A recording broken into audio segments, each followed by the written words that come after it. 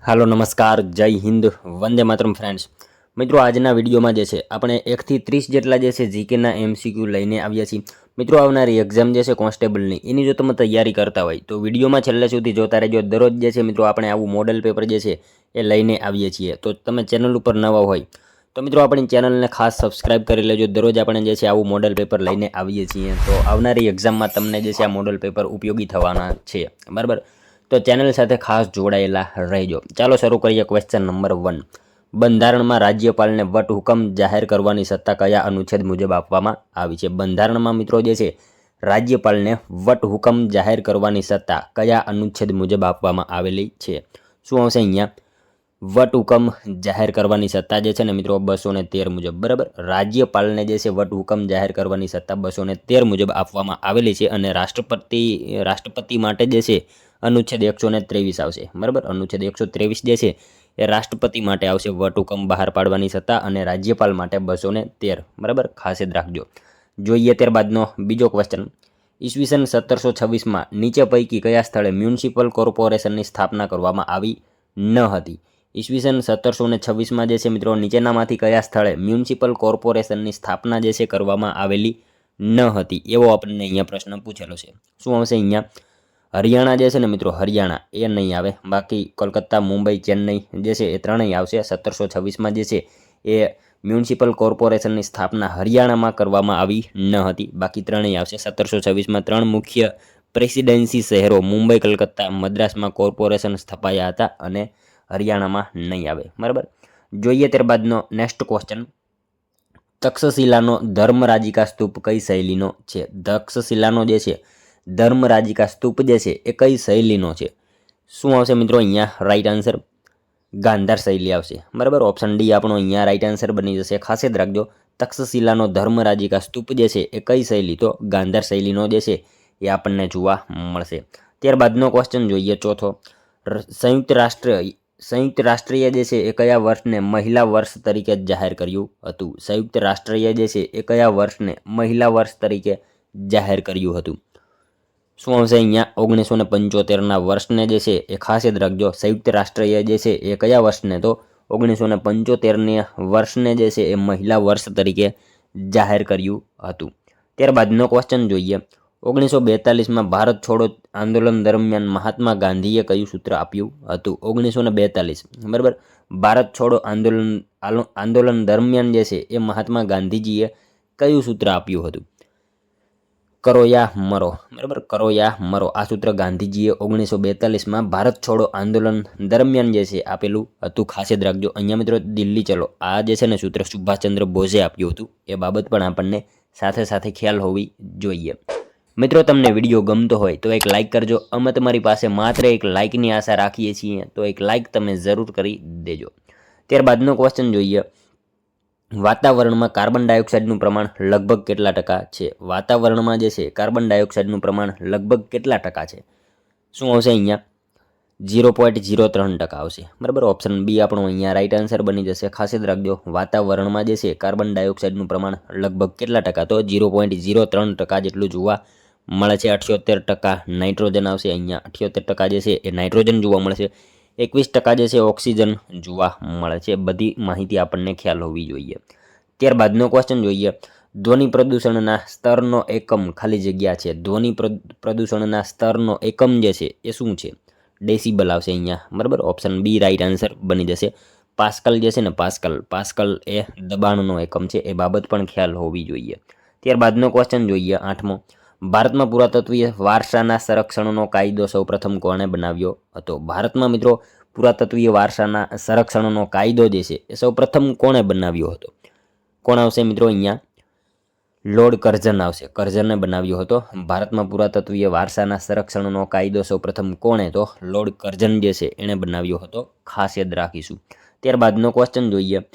શામળાજી ગદાધરનો મેળો કયા જિલ્લામાં યોજાય છે? શામળાજી ગદાધરનો મેળો જે છે એ કયા જિલ્લામાં યોજાય છે? શું આવશે મિત્રો અહીંયા? અરવલ્લી જિલ્લામાં શામળાજી ખાતે, બરાબર. ઓપ્શન સી આપણો અહીંયા રાઈટ આન્સર બની જશે. ત્યારબાદનો ક્વેશ્ચન જોઈએ. બે ભરતી કે ઓટ વચ્ચેનો સમયગાળો આશરે કેટલો હોય છે? બે ભરતી અથવા ઓટ વચ્ચેનો સમયગાળો જે છે એ આશરે કેટલો હોય? તો 12 કલાક ને 25 મિનિટ હોય, બરાબર. ઓપ્શન એ આપણો અહીંયા રાઈટ આન્સર બની જશે. બે ભરતી કે ઓટ વચ્ચેનો સમયગાળો કેટલો? તો 12 કલાક ને 25 મિનિટ જેટલો એનો સમયગાળો હોય છે, ખાસ યાદ રાખજો. ત્યારબાદનો ક્વેશ્ચન જોઈએ. કબીરનો કવિતા સંગ્રહ કયા નામે ઓળખાય છે? કબીરનો કવિતા સંગ્રહ જે છે એ કયા નામથી ઓળખાય છે? શું આવશે મિત્રો અહીંયા રાઈટ આન્સર? બીજક, બરાબર. બીજક નામથી ઓળખાય છે. કબીરનો કવિતા સંગ્રહ જે છે એ કયા નામથી? તો બીજક નામથી ઓળખાય છે, ખાસ યાદ રાખજો. ત્યારબાદનો ક્વેશ્ચન જોઈએ. ગ્રામ પંચાયતના સરપંચ કયા રાજ્યમાં ચેરપર્સન તરીકે ઓળખાય છે? ગ્રામ પંચાયતના સરપંચ જે છે એ કયા રાજ્યમાં ચેરપર્સન તરીકે ઓળખાય છે?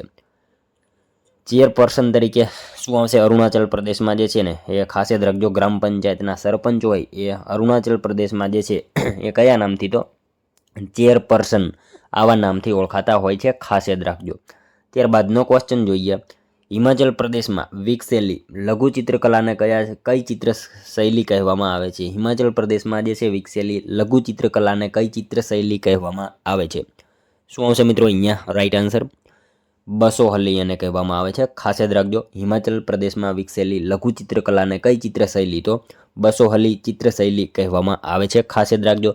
મિત્રો આ શૈલીનો ઉદ્ભવ જે છે ને ઉદ્ભવ અને વિકાસ 17મી સદીના અંતમાં જમ્મુ કાશ્મીરની નજીક આવેલા બસોહલી નામના નાના પ્રદેશમાં થયો હતો. તે પહાડી ચિત્રકલાની સૌથી જૂની શાખા માનવામાં આવે છે. એ બાબત આપણને સાથે સાથે ખ્યાલ હોવી જોઈએ. જીઆઈ ટેગની વાત કરીએ તો મિત્રો 2023ના વર્ષમાં જમ્મુ અને કાશ્મીરની પ્રખ્યાત બસોહલી પેઇન્ટિંગને જે છે એ જીઆઈ ટેગ પણ મળ્યો છે, જે એની વૈશ્વિક ઓળખ વધારે છે. એ બાબત આપણને ખ્યાલ હોવી જોઈએ. ત્યારબાદનો ક્વેશ્ચન જોઈએ. નાઇટ્રોજન વાયુ પૃથ્વી સપાટીથી આશરે કેટલા કિલોમીટરની ઊંચાઈ સુધી જોવા મળે છે? નાઇટ્રોજન વાયુ જે છે એ પૃથ્વી સપાટીથી આશરે કેટલા કિલોમીટરની ઊંચાઈ સુધી આપણને જોવા મળશે? તો 130 કિલોમીટરની ઊંચાઈ સુધી જે છે નાઇટ્રોજન વાયુ જોવા મળે છે, ખાસ યાદ રાખજો. વાતાવરણમાં નાઇટ્રોજનનું પ્રમાણ સૌથી વધારે 78% છે. ઓક્સિજન આશરે 110 કિલોમીટર સુધી ઊંચાઈ સુધી જે છે એ જોવા મળે છે. એ બાબત પણ આપણને ખ્યાલ હોવી જોઈએ. ત્યારબાદનો ક્વેશ્ચન જોઈએ. ભારતના નેપોલિયન તરીકે કોને ઓળખવામાં આવે છે? મિત્રો ભારતના જે છે એ નેપોલિયન તરીકે કોને ઓળખવામાં આવે? સમુદ્રગુપ્તને જે છે એ ભારતના નેપોલિયન તરીકે ઓળખવામાં આવે છે, ખાસ યાદ રાખજો. ત્યારબાદનો ક્વેશ્ચન જોઈએ. બિહારના કયા પુરાતન સ્થળેથી ભેંસ, બળદ અને ઓજારોના અવશેષો મળ્યા છે? બિહારના જે છે એ કયા પુરાતન સ્થળેથી ભેંસ, બળદ અને ઓજારોના જે છે અવશેષો આપણને મળી આવ્યા છે? ક્યાંથી આવશે? બિહારમાં ચિરાંદ ખાતેથી, બરાબર. ચિરાંદથી જે છે આપણને ભેંસ, બળદ અને ઓજારોના જે છે અવશેષો મળી આવ્યા છે, ખાસ યાદ રાખજો. મિત્રો ચિરાંદ એ બિહારના સારણ જિલ્લામાં આવેલું છે, ખાસ યાદ રાખજો. ચિરાંદ જે છે ને બિહારના સારણ જિલ્લામાં આવેલું છે. નવપાષાણ યુગનું મહત્વનું સ્થળ છે, ખાસ યાદ રાખજો. ત્યારબાદનો ક્વેશ્ચન જોઈએ. સિંધુ ખીણ સભ્યતાના કયા સ્થળેથી અગ્નિ પૂજાના અવશેષો પ્રાપ્ત થયા છે? સિંધુ ખીણ સભ્યતાના કયા સ્થળેથી અગ્નિ પૂજાના જે છે અવશેષો પ્રાપ્ત થયા છે? મિત્રો અગ્નિ પૂજાના જે છે ને અવશેષો આપણને 2 સ્થળેથી પ્રાપ્ત થયા છે. એમાંનું એક અહીંયા આપેલું છે, બરાબર. આપણને 2 સ્થળેથી જે છે અગ્નિ પૂજાના અવશેષો પ્રાપ્ત થયા છે, પરંતુ એક આપણને અહીંયા ઓપ્શનમાં આપેલું છે. શું હશે? કાલીબંગાન ખાતેથી, બરાબર. ઓપ્શન ડી રાઈટ આન્સર બનશે અહીંયા. રાજસ્થાનના કાલીબંગાન અને મિત્રો ગુજરાતના લોથલ, આ બંને જગ્યાએથી આપણને અગ્નિકુંડના જે છે પુરાવા મળી આવ્યા છે. બંને આવશે, બરાબર. બંને આવશે. ક્યારેક પ્રશ્ન પૂછાય લોથલ હોય તો લોથલ પણ જવાબ આવશે, કાલીબંગાન આવશે, બંને આવશે, બરાબર. જોઈએ ત્યારબાદનો નેક્સ્ટ ક્વેશ્ચન. ગુરુ અને યુરેનસની વચ્ચે કયો ગ્રહ છે? ગુરુ અને યુરેનસની વચ્ચે જે છે એ કયો ગ્રહ આવે? મિત્રો આપણે સૂર્યથી અંતર મુજબ ગ્રહોનો જો ક્રમની વાત કરીએ ને તો બુધ, શુક્ર, પૃથ્વી, મંગળ, ગુરુ, શનિ, યુરેનસ અને નેપચ્યુન, બરાબર. આ રીતે આવશે. એટલે આપણને શું પૂછ્યું છે? ગુરુ અને યુરેનસની વચ્ચે કયો ગ્રહ આવશે? શનિ ગ્રહ આવશે, બરાબર. શનિ ગ્રહ જે છે ને એ ગુરુ અને યુરેનસની વચ્ચે આવશે. આમ આપણે સૂર્યથી ક્રમમાં ગોઠવીએ એ મુજબ, બરાબર. ત્યારબાદનો ક્વેશ્ચન જોઈએ. 2 જળ વિસ્તારોને અલગ કરતી સાંકડી ભૂમિપટ્ટીને શું કહેવામાં આવે છે? 2 જળ વિસ્તારોને અલગ કરતી સાંકડી ભૂમિપટ્ટીને જે છે એ શું કહેવામાં આવે? તો એને મિત્રો સંયોગી ભૂમિ કહેવામાં આવે છે, ખાસ યાદ રાખજો. 2 જળ વિસ્તારોને અલગ કરતી સાંકડી ભૂમિપટ્ટીને શું? તો સંયોગી ભૂમિ કહેવામાં આવે છે. ત્યારબાદનો ક્વેશ્ચન જોઈએ. પારસી લોકો પતેતીના બીજા દિવસને કયો દિવસ તરીકે ઉજવે છે? પારસી લોકો જે છે પતેતીના બીજા દિવસને કયા દિવસ તરીકે ઉજવે છે? શું આવશે મિત્રો અહીંયા રાઈટ આન્સર?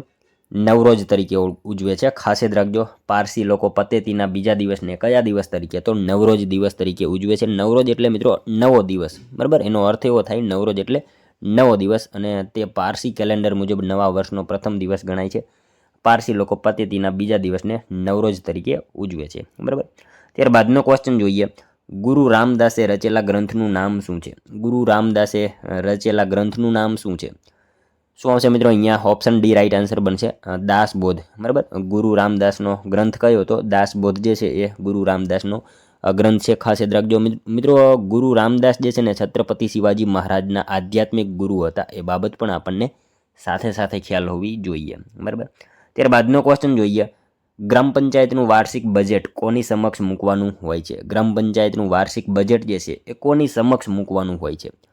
કોની સમક્ષ આવશે મિત્રો? અહીંયા રાઈટ આન્સર ગ્રામસભા, બરાબર. ગ્રામસભા સમક્ષ જે છે એ મૂકવાનું હોય છે ગ્રામ પંચાયતનું વાર્ષિક બજેટ, ખાસ યાદ રાખજો. ત્યારબાદનો ક્વેશ્ચન જોઈએ.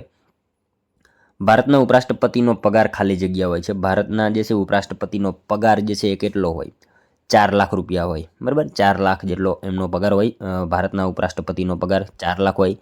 મિત્રો, ઉપરાષ્ટ્રપતિને તેમનો પગાર જે છે ને રાજ્યસભાના સભાપતિ તરીકેના હોદ્દા માટે મળે છે, એ બાબત આપણને ખ્યાલ હોવી જોઈએ. ત્યારબાદનો ક્વેશ્ચન જોઈએ 24મો. ભારત સરકાર અધિનિયમ 1935ની નીચેના પૈકીની કઈ અનુસૂચિ કાયદાકીય સૂચનો ધરાવે છે? ભારત સરકાર અધિનિયમ 1935ની નીચેનામાંથી જે છે કઈ અનુસૂચિ કાયદાકીય સૂચનો ધરાવે છે? 7મી અનુસૂચિ આવશે, રાઈટ આન્સર ઓપ્શન સી, બરાબર. ભારત સરકાર અધિનિયમ 1935ની નીચેનામાંથી કઈ? તો 7મી અનુસૂચિ જે છે ને એ મિત્રો કાયદાકીય સૂચનો ધરાવે છે, ખાસ યાદ રાખજો. ત્યારબાદનો ક્વેશ્ચન જોઈએ 25મો. નીચેનામાંથી કોની આત્મકથા ઘડતર અને ચણતર છે? નીચેનામાંથી કોની આત્મકથા જે છે ઘડતર અને ચણતર છે? શું આવશે મિત્રો? અહીંયા નાનાભાઈ ભટ્ટ આવશે. નાનાભાઈ ભટ્ટની આત્મકથા છે ઘડતર અને ચણતર, ખાસ યાદ રાખજો મિત્રો. નાનાભાઈ ભટ્ટ, બરાબર, જાણીતા કેળવણીકાર હતા, અને ઘડતર અને ચણતર એ 2 ભાગમાં લખાયેલી તેમની પ્રખ્યાત આત્મકથા છે, ખાસ યાદ રાખજો. જોઈએ ત્યારબાદનો નેક્સ્ટ ક્વેશ્ચન. સોરઠના મીરાબાઈ તરીકે કોણ ઓળખાય છે? સોરઠના મીરાબાઈ તરીકે નીચેનામાંથી કોણ ઓળખાય છે? કોણ આવશે મિત્રો? અહીંયા ગંગા સતી આવશે. ગંગા સતી જે છે ને મિત્રો ખાસ યાદ રાખજો, સોરઠના મીરાબાઈ તરીકે જાણીતા છે. મિત્રો, ગંગા સતીએ ભાવનગરના સમઢિયાળા ગામે સમાધિ લીધી હતી, ખાસ યાદ રાખજો. ગંગા સતીએ ભાવનગરના સમઢિયાળા ગામે જે છે એ સમાધિ લીધી હતી. તેમના ભજનો ભક્તિ માર્ગના અમૂલ્ય રત્નો ગણાય છે. આ માહિતી આપણને ખ્યાલ હોવી જોઈએ, બરાબર.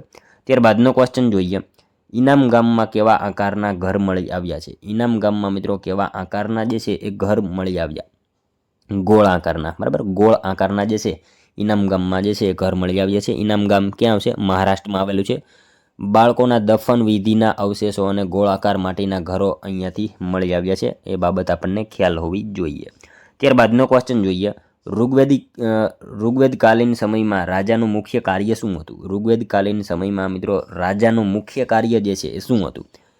ગવેષણા, બરાબર, ગવેષણા હતું, ખાસ યાદ રાખજો. અને મિત્રો ઋગ્વેદમાં ગવેષણા શબ્દનો પ્રયોગ જે છે ને ગાયોની શોધ અથવા તો ગાયો માટે થતા યુદ્ધો એના માટે કરવામાં આવ્યો છે. ગવેષણાનો જે છે એ મતલબ, બરાબર. ત્યારબાદનો ક્વેશ્ચન જોઈએ. વિરાટનગર કયા મહાજનપદની રાજધાની હતી? વિરાટનગર જે છે મિત્રો કયા મહાજનપદની રાજધાની હતી? મત્સ્ય, બરાબર, મત્સ્યની હતી. વિરાટનગર જે છે એ મત્સ્ય જે છે મહાજનપદની રાજધાની હતી, ખાસ યાદ રાખજો. ત્યારબાદનો ક્વેશ્ચન જોઈએ.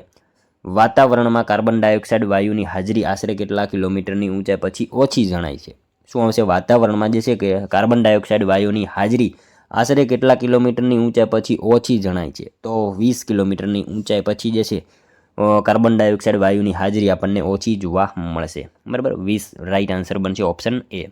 જોઈએ મિત્રો ત્યારબાદનો નેક્સ્ટ 31મો ક્વેશ્ચન, જેનો આન્સર જે છે ને મિત્રો તમારે કોમેન્ટમાં જણાવવાનો રહેશે, બરાબર.